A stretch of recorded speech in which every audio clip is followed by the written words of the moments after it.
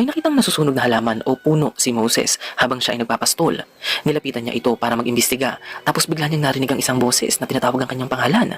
Ang boses na kanyang naririnig ay nagpakilala at sinabi nito sa kanya na siya ang Diyos ng kanyang mga ninuno. Nagtagal pa si Moses sa presensya ng nasusunog na halaman at pinagpatuloy pa niya ang pakikipag-usap sa Diyos. Sinabi ng Diyos sa kanya ang mga plano nito para sa mga Israelita at bumaba si Moses sa bundok dahil ang mensahe at plano ng Diyos.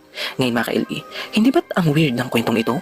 Hindi mo maiwasang mapaisip, ano kayang nais ipahiwatig ng kwento ni Moses? Nilapitan niyang isang nasusunog na halaman, tapos nagsimula na siyang makarinig ng boses. Posible kaya na nakakahay o nakaka-hallucinate ang nasusunog na halaman na nakita ni Moses sa bundok? Ang isang psychology professor mula sa Hebrew University sa Israel na nagngangalang Benny Shannon ay naglatag ng bagong teorya tungkol sa kwento ni Moses.